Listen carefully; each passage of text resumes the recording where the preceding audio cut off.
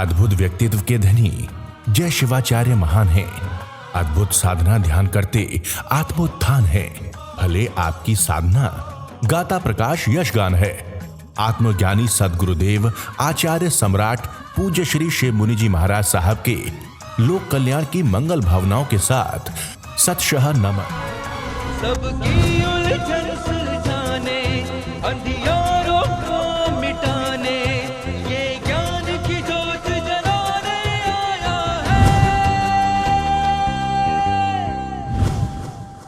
है। जब तक आत्मा है तभी मन कुछ करता है।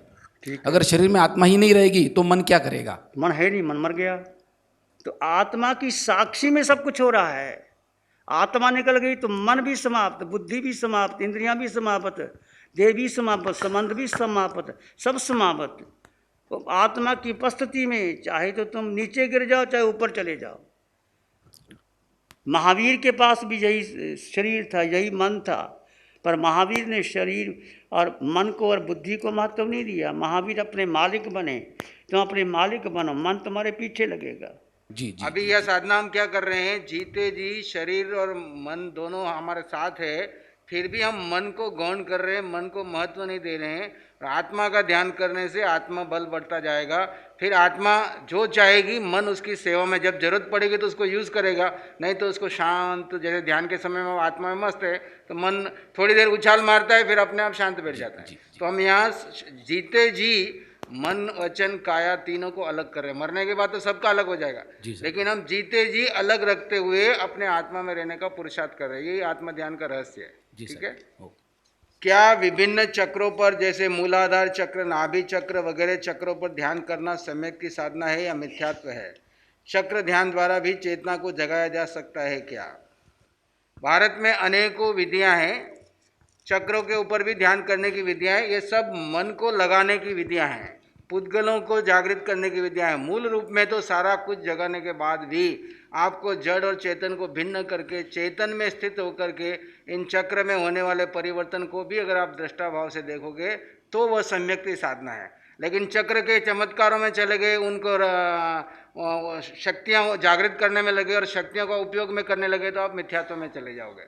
चक्रों पे ध्यान सहज चला गया, ठीक है, लेकिन चक्र खुल जाना, चक्र की स्थिति विशेष आ जाना सम्यक्त नहीं है। सम्यक्त है चेतन के ऊपर श्रद्धा करना, जड़ को जड़ मानना, जड़ को भिन्न मानना।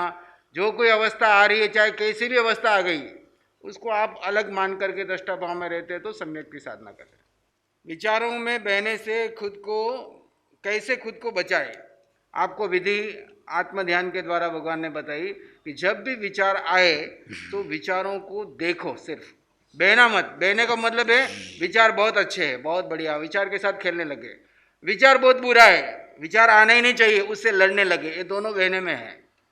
विचार विचार है, आए तो आने दो, जाए तो। आप अलग हो तो नहीं बह रहे हो, आप उसके साथ लग गए और उसमें एकाकार हो गए तो आप उसमें बह गए हो। तो उसके लिए आपको उपाय बताया है कि आप अलग रह करके उसको मात्र दृष्टाभाव से देखो। देखने मात्र से ही वो क्या हो जाएगा, अपने आप शांत होता चला जाएगा। उसकी जो रेशियो है, उसको पावर नहीं मिला, आत्मा का पावर मन को नहीं मिला, तो वो आगे बढ़ ही नहीं सकेगा। मथिवंदा में गुरु भगवान जी, मैं आपसे ये प्रश्न करना चाह रही थी कि जैसे कि ये मन आत्म साधना में तो लग जाता है, लेकिन जब बाहर की क्रिया ये मन करने लगता है तो आत्म साधना धीरे धीरे भूलने लग जाते हैं। तो आत्म साधना हम जिंदा रख सकें, 24 घंटे धर्म साधना आत्मा को उसमें मगन रह सके, तो उसके लिए हम क्या करें? इसके लिए यही करना है, बाहर की संगति से, कुसंगति से थोड़ा बचना है। जितना अति आवश्यक हो उतना ही बाहर के लोगों से संपर्क करना है और भीतर में कार्य करते हुए भी आत्मा की संगति बढ़ाते रहना है। इससे आप, जैसे यहाँ पे 4 दिन के माहौल में आपका आत्मा की साधना बहुत बढ़ रही है ना, क्योंकि यहाँ 24 घंटे आपकी आत्मा को पोषण करने वाली ही बात आ रही है। लेकिन जैसे यहाँ से आप बाहर निकलोगे तो आपको 90% लोग आत्मा से अलग हटा के शरीर और इंद्रियों की ओर खींचने वाले होंगे। तो वहाँ पे अगर आपकी आत्मा की साधना पोषण की हुई है तो आप उनको महत्व नहीं दोगे। जितना जरूरी है, अति आवश्यक है, उतना ही उनसे संपर्क करोगे। बाकी समय में अपनी गुप्त रूप से अपनी आत्मा की संगति कर रहोगे। सबसे ज़्यादा शक्ति किस में है?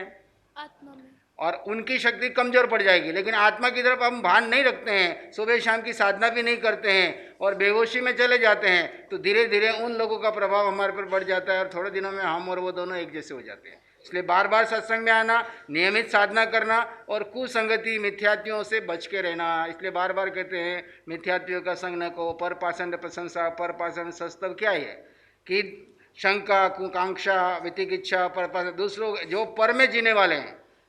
यहाँ मिथ्यात्व का मतलब क्या है? जो पर में सुख ढूंढ रहा है, पर में श्रद्धा है, तो उसका संस्तव नहीं करना, उसका ज़्यादा परिचय नहीं करना, बस फाइल सामने आई है तो जितना जरूरी है उतना किया और आगे निकल गए। और हर समय जड़ को चेतन से कैसे अलग किया जाए? ज्ञान से अलग कर सकते हैं, ऐसे तो नहीं कर सकते हैं। एक चादर अलग है, निकाल के मैं अलग रख सकता हूँ, लेकिन अपने इस जड़ शरीर को तो निकाल नहीं सकते हैं। लेकिन ज्ञान के द्वारा, भेद विज्ञान के द्वारा, विशेष ज्ञान के द्वारा, अनुभव ज्ञान के द्वारा, यहाँ पे 4 दिन आपको अनुभव ज्ञान से, ध्यान के द्वारा बंद आंखों से और खुली आंखों से क्रिया करते हुए अलग करना सिखा रहे हैं। और जैसे जैसे इसमें परिपक्वता आ जाएगी, आप रहोगे शरीर में, आत्मा शरीर में रहेगी, लेकिन आत्मा अलग थी, अलग है और अलग ही रहेगी। एक भी द्रव्य दूसरे द्रव्य में मिक्स नहीं होता। जीव कभी अजीव नहीं बनेगा, अजीव कभी भी अजीव में रहता है, पर उसका अजीव से कोई संबंध नहीं है। ये ज्ञान से पहले क्लियर करना, फिर ध्यान से अनुभव करना, फिर आप कहीं भी रहो, हमेशा उसमें रहोगे। ठीक है? कैसे अलग करना? जैसे धाय माँ बच्चे को भोजन खिलाती है, एक धाय माँ एक माँ का बेटा है, तो दोनों में अलग अलग है कि नहीं? धाय माँ सब कुछ करती है, खिलाती है, पिलाती है, स्नान करती है, सुलाती भी है, पर धाय माँ क्या समझती है? बेटा मेरा नहीं है, मेरा तो केवल कुछ घंटों का। ऐसे ही शरीर को नौकर बना के आप मालिक बनिए। मालिक तुम हो, शरीर तुम्हारा नौकर है, इंद्रिय नौकर है, मन नौकर है, बुद्धि नौकर है। मैं आत्मा हूँ, मेरी शक्ति अनंत गुना है, आत्मा की शक्ति इंद्रियों के तुच्छ है। मेरा सवाल ये है कि जब हम कुछ कार्य होशपूर्वक करते हैं तो वो कार्य आत्मा करती है या आत्मा सिर्फ मन को होशपूर्वक कार्य करते हुए देखती है? आत्मा अपने होश में रहती है, स्वभाव में रहती है, और उदय कर्म के अधीन मन क्रियाएं करता है, शरीर क्रियाएं करता है, तो उसको करने दो। लेकिन आप अलग रहोगे तो उसको आत्मा का बल नहीं मिलने से उस क्रिया का कर्म आत्मा को नहीं लगेगा। सिर्फ पुरानी फाइल थी, आई और वो क्लियर हो गई, उसके साथ हमने अटैचमेंट नहीं की, उससे हमने द्वेष भी नहीं किया, राग भी नहीं किया, हम स्वभाव में रहे, तो वो कर्म हमारे साथ नहीं लगा। मन ने अपनी क्रियाएं की, जो जरूरी था उस समय, सामने जो भी सिचुएशंस आई, वो कार्य आवश्यक था वो मन ने किया, लेकिन आत्मा उससे अलग है, तो मन के उस क्रिया से का जो फल आया वो आत्मा पर नहीं आया। आत्मा अपने डिटेच रही। हमने हर क्रिया ऐसे ही करनी, डिटेच रह करके। ध्यान करते समय मन सूचना देता है क्या क्या कहना है। ध्यान करते समय मन को आप गाइड कर सकते हो, लेकिन मूल रूप में जैसे आप स्वभाव में रहोगे तो मन की शक्ति क्षीण हो जाएगी, धीरे धीरे मन अपने आप शांत होता चला जाएगा। एक आध विचार आएगा जाएगा, आएगा जाएगा, पुराने संस्कार से आप उसको महत्व नहीं देना है। आज तक हमने क्या किया है? मन को इम्पोर्टेंस दी, मन के पीछे लगे। अब हम मन के पीछे नहीं लग रहे हैं, मन को गौण कर दिया। जैसे किसी के घर में किसी व्यक्ति को बहुत हमने महत्व दिया, वो बहुत हीरो बन गया, अब वो हमारे वश में नहीं है, तो हम क्या करते हैं? उसको उससे उलझे तो मामला बिगड़ता है, फिर हम उसको महत्व देना कम कर देते हैं। धीरे धीरे धीरे 1 दिन 2 दिन 4 दिन 5 दिन सप्ताह भर में उसकी एनर्जी सारी क्या हो जाती है? लूज हो जाती है। उससे सारे काम निकाल दिया, उसको कोई काम नहीं दिया, उसको कुछ पूछा नहीं, तो धीरे धीरे क्या हो जाएगा? अब हमने आज तक मन को खूब काम दिया, मन को खूब पूछा, मन के पीछे ही लगे रहे। अब हम यहाँ 3 दिन क्या कर रहे हैं? मन के कोई काम नहीं, मन से सारा काम ले लिया, मन को महत्व देना कम कर दिया, आत्मा को महत्व दे रहे हैं। आनंद आत्मा से ले रहे हैं, मनोरंजन, मन को आनंद चाहिए तो भी आत्मा से दे रहे हैं, उसके लिए विषयों का आनंद। तो धीरे धीरे मन आपका बीच बीच में रुक जाएगा, डेड हो जाएगा। जैसे घड़ी का पेंडुलम रुक जाता है तो घड़ी बंद हो जाती है, ऐसे मन रुक जाएगा, शून्य में चला जाएगा, शांत हो जाएगा। वो समय में मन की तो मौत हो गई और आत्मा वहाँ पर उपस्थित है और आप आत्मा का आनंद ले रहे हैं। तो कहना कुछ नहीं है, सिर्फ उसको देखना, जानना और आनंद में रहना। अगर ध्यान नहीं लगे तो कर्म बंद होते हैं क्या? निज स्वरूप में रहना यानी क्या? कर्म बंद तब होते हैं जब हम आत्मा को तो गौण कर देते हैं, आत्मा की तरफ ध्यान नहीं देते हैं और मन वचन काया के स्तर पर अपने मन ही मन में कोई कहानियां बना रहे हैं, पुरानी यादों में खो रहे हैं, अच्छा बुरा कर रहे हैं, तब कर्म बंधन होगा। लेकिन हम होश पूर्वक, भले मन में 50 विचार आ रहे लेकिन उसको महत्व नहीं दे रहे, हम अलग होकर के देख रहे हैं, तो धीरे धीरे आप वो विचार खाली होते जाएंगे, विचार डिलीट होते जाएंगे और आपका ध्यान उसमें अपने आप सहज लगता जाएगा। भले ही आपका शून्य में नहीं भी आ रहा है लेकिन आप अलग हो, ज्ञाता दृष्टा भाव में हो, तो आपकी निर्जरा का कार्य चल रहा है। गुण पर्याय व द्रव्यम, आत्मा द्रव्य है। पौद्गलिक परिवर्तन तो समझ में आता है, आत्मा की पर्याय भी बदल रही है। इसे कैसे जाने? इसके लिए कहते हैं ज्ञाता दृष्टा, जहाँ ज्ञान और दर्शन, कभी ज्ञान में कभी दर्शन में, कभी ज्ञान में कभी दर्शन में। आत्मा के जो अष्ट गुण है, आत्मा के जो आत्मा प्रदेश है, ये आत्मा के पर्याय है। फिर केवल पुद्गल परिवर्तनशील है, पुद्गल तो हमें महसूस हो रहे बदलते हुए, आत्मा अपने ही स्वभाव में है ना, ज्ञाता दृष्टा या आत्मा के अष्ट गुणों में जो परिवर्तन चल रहा है वो परिवर्तन है। मनुष्य शरीर में असंख्य एकेंद्रीय जीव है। यदि आत्मा एक है तो उन एकेंद्रियों की आत्मा होती है या नहीं? जैसे पेड़ के अंदर मूल, पेड़ जड़ कौन सी है? एक ही है ना। उसके आश्रय में इतने पत्ते, इतने असंख्यात जीव है, वो सब गौण हैं। हम जो ध्यान कर रहे हैं वो मुख्य रूप से किसका कर रहे हैं? जो एक आत्मा है इस पूरे शरीर में, उसका हम ध्यान कर रहे हैं। बाकी सब गौण हैं। असंख्य जीव है तो अपनी जगह है, बैक्टीरिया वगैरह जो भी है, उनको आपको कोई महत्व नहीं देना, अपने आप ही भेद विज्ञान में वो अलग हो जाएंगे।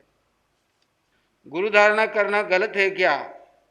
गुरु धारणा करना गलत नहीं है। गुरु धारणा की तो उन्होंने जो आपको गाइडेंस दिया, उन्होंने ही यहाँ पे आपको भेजा है, तो घबराने की जरूरत नहीं। जिन्होंने भी धारणा ली है ठीक है, और उस हर गुरु आपको अपने पास पकड़ के नहीं रखता, इस दिशा में मोड़ देता है। गुरु एक शक्ति है, वो आगे से आगे दूसरे को आपके पास पहुंचाता रहता है, और आपको अंतिम स्टेज सिद्धालय तक पहुंचाने के लिए गुरु की जिम्मेदारी है, तो वो अपने आप आगे से आगे चेन बनती चली जाती है। समय अगर स्थिर है, समय अगर स्थिर है तो आत्मा, मन और बुद्धि अस्थिर क्यों है? समय प्रतिपल प्रतिक्षण बदल रहा है, आत्मा स्थिर है, मन वचन काया बदल रहे हैं। समझ रहे आपने? आत्मा स्थिर है, समय प्रतिपल प्रतिक्षण बदल रहा है। इस समय का जो उपयोग कर लेता है, इस समय में जो स्थिर हो जाता है, जो अपने स्वभाव में स्थित रह जाता है, तो मन वचन काया बदलते हुए भी हमारे को प्रभावित नहीं करते। उनका धर्म है बदलना। पुद्गल का स्वभाव है सड़ना, गलना, बदलना, आत्मा उसको बदल नहीं सकती। पर आत्मा अज्ञान दशा में, मिथ्यात्व में उसे अपना मानकर उसके साथ जो क्रिया प्रतिक्रिया कर रही थी उससे बच जाएगी, वो अपने स्वभाव में रहेगी, तो उस मन वचन काया में होने वाले परिवर्तन का कोई कर्म का बंधन नहीं होगा। अपने श्वासों पर होश यानी कर्म निजरा है और बेहोशी में कर्म बंध है, ये हम प्रैक्टिकल में कैसे जाने? यहाँ श्वासों का मतलब समय है ना। जो श्वास आपकी होश में बीत रही है, यानी आत्मा अपने स्वभाव में है, सब एक तो बेहोशी में क्या है, संस्कारों अनुसार, धारणा अनुसार सब रूटीन में चल रहा है, हम बेहोशी में जी रहे हैं, क्या हो रहा है क्या नहीं हो रहा है कुछ पता नहीं। दूसरा, हर समय ये भान है जड़ और चेतन का भेद रखते हुए, जड़ और चेतन का भेद रखते हुए अपने होश में, स्वभाव में है ना है, तो उस समय कर्म निजरा है। और प्रमाद में है, बेहोशी में है, सोए सोए मरे मरे जी रहे हैं अपनी धारणाओं में, कहीं मन कहीं जा रहा है, वचन कहीं जा रही, काया कहीं जा रही है, और आप काम रूटीन में हो रहा है, तो वो बेहोशी का क्षण है। उस क्षण में क्रिया जो भी हो रही है, उस क्रिया का कर्म आपको लग जाएगा। लेकिन आप अगर होश में है, यानी आत्मा अपने स्वभाव में, होश यानी आत्मा अपने स्वभाव में है, और शरीर अपने धर्म में है, उदय कर्म के अधीन जो उसको क्रिया मिली, जैसे आप अभी उठे, शरीर की आवश्यक क्रिया के लिए गए, शरीर ने पानी इत्यादि पिया, शरीर यहाँ से वहाँ तक चल के गया, वापस आया, एक होश में पूरे सजग हैं आप। आत्मा अपने स्वभाव में है और शरीर अपनी जो उस समय उदय कर्म कर जो क्रिया आई है उस क्रिया को कर रहा है, पर कोई प्रतिक्रिया नहीं, पूर्ण होश है, जागरूकता है, उसका नाम हर श्वास में कर्म निजरा है। तो ये प्रैक्टिकल, चलते उठते बैठते खाते सोते सजग रहना, होश रहना। क्रिया करने वाला क्रिया कर रहा है पर मैं उसको देख रहा हूँ जान, जैसे कहते ना, आहारी आहार कर रहा है और मैं निराहारी देख रहा हूँ, विहारी विहार कर रहा है और मैं निर्विहारी जान रहा हूँ, देख रहा हूँ। निर्विहारी कौन है? आत्मा। आहारी कौन है? जड़ शरीर। निराहारी कौन है? आत्मा। तो हर क्रिया को दो भेद कर लिए, दो टुकड़े कर लिए। जड़ और चेतन। पहले बेहोशी में हम क्या करते हैं, दोनों एक ही मान करके जी रहे हैं, और करे कोई और भरे कोई। क्रिया तो जड़ शरीर कर रहा है, प्रतिक्रिया वो कर रहा है मन, लेकिन उस मन वचन काया की क्रिया प्रतिक्रिया का भाव से जो कर्म आ रहा है वो आत्मा को भोगना पड़ रहा है, क्योंकि ये शरीर तो यही छूट जाएगा। साथ में कौन जाएगा? कार्बन शरीर सूक्ष्म रूप से जो अपने क्रिया प्रतिक्रिया की, वो भोगना किसको पड़ेगा? आत्मा को अगले जन्मों में जाकर के कर्म भोगना पड़ेगा। और यहाँ पर आप होश में आकर के वापस उसका प्रतिक्रमण कर लेते हैं, आलोचना कर लेते हैं। अभी जैसे अभी जा कर के आए और वापस 2 मिनट आके बैठे, होश पूर्वक वापस सारी क्रिया को ज्ञाता दृष्टा भाव से देखा, रिप्ले देखा। मैं यहाँ से उठ के वहाँ गया, क्या हुआ, कैसे हुआ, किस समय में होश में था, किस समय में बेहोशी में था। तो इतना देखने मात्र से क्या हो गया, आपका आलोचना और प्रतिक्रमण हो गया, और पुनः आप अपने स्वभाव में आ गए। ऐसे सजगता पूर्वक ये शिविर जो चारों दिन आपको एक एक श्वास, एक एक क्षण, एक एक समय, यहाँ पे समझाने के लिए श्वास भी आ रही है। श्वास को ही नहीं देखना है, ये एक समय का मापदंड है। श्वास समय का मापदंड है, श्वास से भी छोटा समय है, लेकिन आपको अभी स्थूल रूप में बताया कि प्रत्येक श्वास के प्रति क्या करना है। गुरुवाणी है, बड़ी ही सुहानी है। नमो अरियंतानंग, नमो सिद्धानंग, नमो आर्यनंग, नमो जयनंग, नमो लोय सब सावनंग, धम्मो मंगल मुखी ठमा हिंसा संयमो तबो देवावित्तं नमं संति जस धम्म श्यामनो। श्री चत्तारी मंगलम, अरहंता मंगलम, सिद्धा मंगलम, साहु मंगलम, केवली पाणत्तो धम्मो मंगलम। चत्तारी लोग उत्तमा, अरहंता लोग उत्तमा, सिद्धा लोग उत्तमा, साहु लोग उत्तमा, केवली पाणत्तो धम्मो लोग उत्तमा।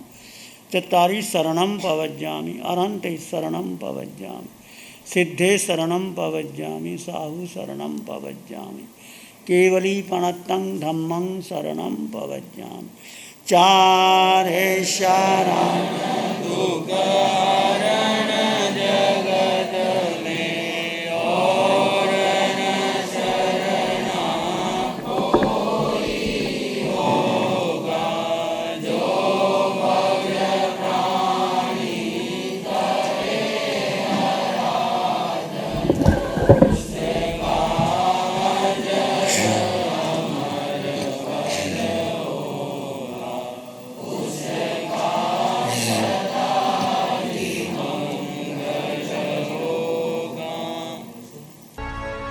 सबकी उलझन सुलझाने, अंधियों